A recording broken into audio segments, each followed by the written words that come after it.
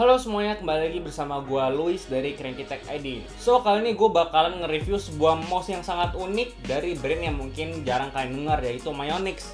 Myonix ini sebenarnya tuh brandnya udah dari lama. Gue tahu brand ini tuh kalau nggak salah dari tahun 2013. Jadi gue pertama kali denger itu karena gue waktu lagi nyari-nyari mouse. Terus gue masuk di sebuah komunitas gaming gear dan gue pertama kali ditawarin itu Myonix Avior 7000. Dan uniknya mouse ini tuh bisa di tangan kanan dan kiri dan juga cocok di small grip, dan gue cobain ternyata memang benar.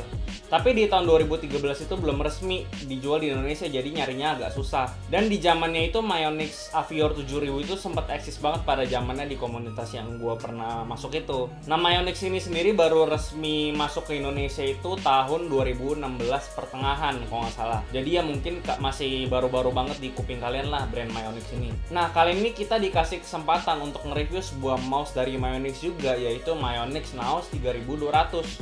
Sekilas desain mouse ini sangat minimalis dan gue secara personal sangat suka dengan desainnya. Karena nggak neko-neko, button-buttonnya juga sangat standar karena memang mouse ini didesain ergonomis untuk kenyamanan tangan kita saat memegang mouse. Jadi ya nggak heran mouse ini button-buttonnya nggak banyak. Tanpa nyobain langsung, mouse-nya ini sudah fix banget bahwa mouse ini untuk yang gripnya palm seperti gua. Karena di sebelah kanan mouse ini ada lekukan untuk jari manis dan kelingking kita. Dan setelah nyobain langsung, mouse ini benar-benar perfectly fit di tangan gua. Bahannya dilapisin rubber coating jadi nggak licin. Dan kalau tangan kalian keringetan nggak ninggalin jejak sama sekali. Kabel mouse ini punya panjang 2 meter dan sudah braided. USB-nya juga gold plated jadi terlihat keren. Dan perlu diingat, gold plated di sini sama sekali nggak ngaruh ke performa maupun durability. Ini hanya buat estetika aja. Masa build quality-nya mouse ini jelas bahan yang dipakai nggak murahan. Plastiknya cukup tebal dan kokoh. Untuk durability ini nggak bisa diukur karena gue baru pakai mouse ini sekitar 2 mingguan. Dan selama 2 minggu itu nggak ada kerusakan atau error sama sekali. Sekarang beralih ke fitur. Naos 3200 ini punya 7 programmable button dan ada lampu RGB-nya. Iya, RGB, red, green, dan blue aja. Lampu LED di sini juga berfungsi sebagai lampu indikator DPI.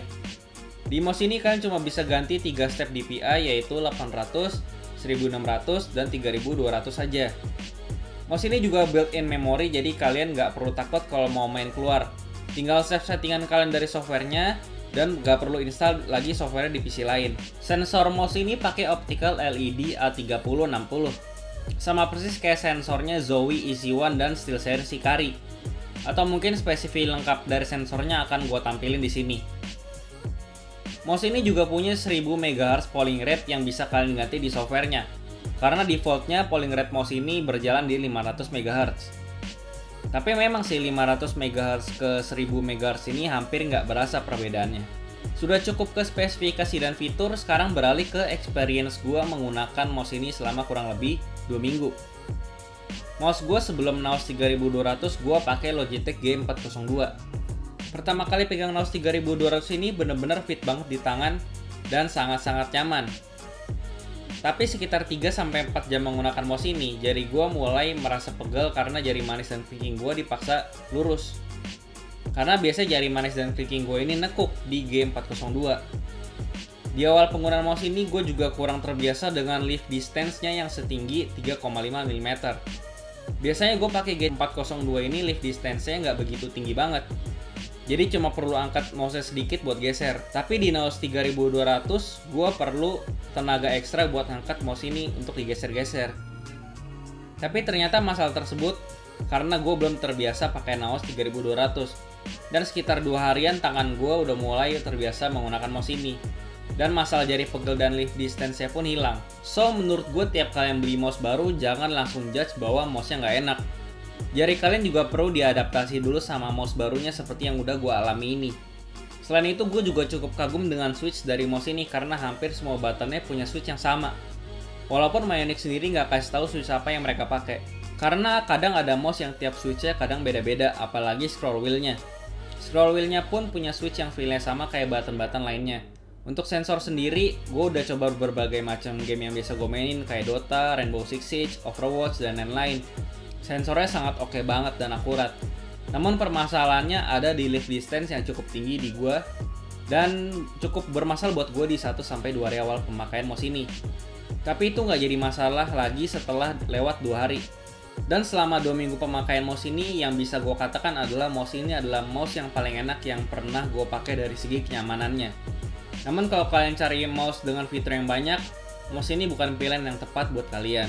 Yang terakhir ngomongin harga, Myonix Naos 3200 ini dijual dengan harga 999.000. Kalau lihat dari fitur, di harga segini, banyak mouse yang menawarkan fitur yang lebih banyak atau bisa dibilang mouse ini terbilang mahal untuk fitur yang segini. Dan bahkan banyak yang menawarkan dengan DPI yang lebih tinggi. Cuma kalau ngomongin DPI itu tergantung kalian pengguna sih. Emangnya kalian pakai DPI lebih dari 3200? Gue sangat yakin di Indonesia masih banyak yang pakai monitor dengan resolusi 1080p. Gue sendiri di resolusi 1080p masih pakai mouse ini dengan DPI 1600. Tapi kalau kalian emang nggak ngeliat fitur dan lebih mementingkan kenyamanan dalam menggunakan mouse, suka desain yang simple dan nggak neko-neko, untuk harga hampir sejuta sih gue rasa ini harga yang cocok. Setelah waktu 2 minggu gue pakai Myonix Naos 3200 ini pun, gue memutuskan untuk tetap pakai mouse ini. Karena serius, mouse ini bener-bener nyaman buat kalian yang punya palm grip kayak gue. Dan ini bisa dibilang mouse terenak yang pernah gue pakai sampai saat ini. Dan gue mau mengingatkan sekali lagi, jangan langsung judge sebuah mouse itu nggak enak, apalagi kalau kalian baru pakai mouse itu sebentar. Dan kalian juga butuh adaptasi seperti yang udah gue alamin. Review ini juga menurut persepsi dan jari-jari gua. So buat kalian yang mungkin udah pernah pakai mouse ini, boleh share pengalaman kalian di kolom komentar. Jadi itu aja review Myonix Naos 3200 dari gua. Kalian boleh like dan share video ini jika video ini bermanfaat buat kalian. Kalian juga bisa komen di bawah gimana pendapat kalian tentang mouse ini.